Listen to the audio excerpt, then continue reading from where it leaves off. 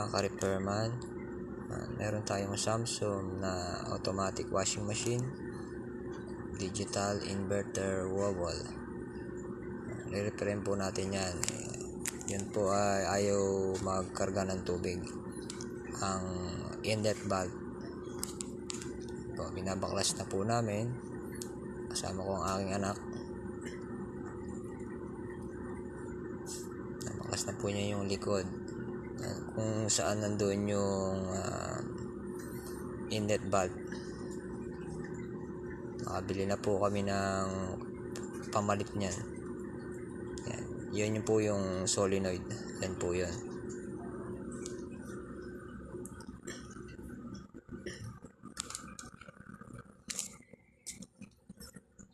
Yung isa po sira. Yung sa water inlet valve.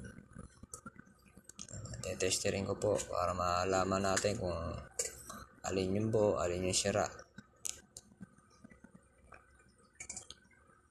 Ito po yung isa sira. Ito po yung sa downy niya. Ayan po yun. Ayan po yung luma. Ito po yung bago.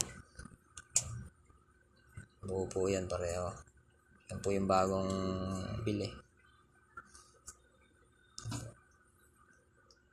So, papalitan na po natin ngayon yan. Ayan po, kinakabit na po ang aking anak.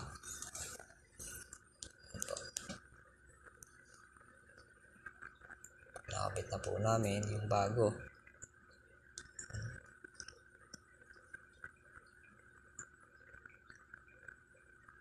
Ayan po mga ka-repairman. Isalpak na po namin yung bago. So, nakalabit na po yung sa gripo. Sa hose.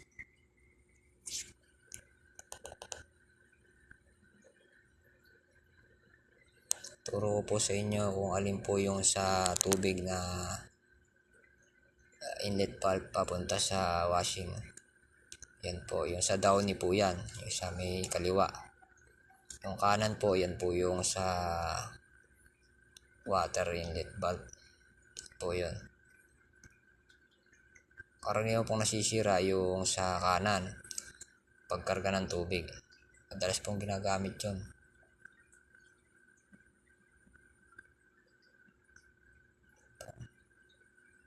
Sasaksak na po namin. Start na. Power on. Nagre-read na po yung ano niya, panel box niya. Yan po, umiikot na po. I-read niya lang po yung ano.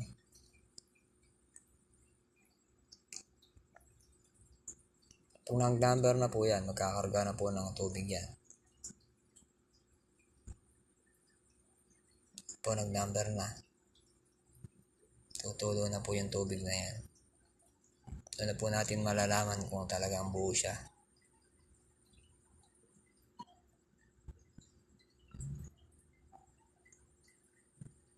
Yan po, kitang-kita po. Pumatak na po yung tubig. Sabihin po, buo na yan. So, napalitan na ng bago. Yun lang po ang nagiging sira nun. Mas, ano po kasi yung... Kasi gamitin po kasi yun. Yung ano na yun eh. Yung solenoid na isa.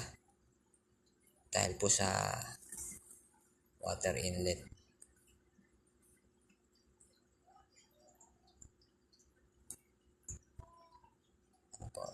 Nabalik na po ng anak ko yung mga screw.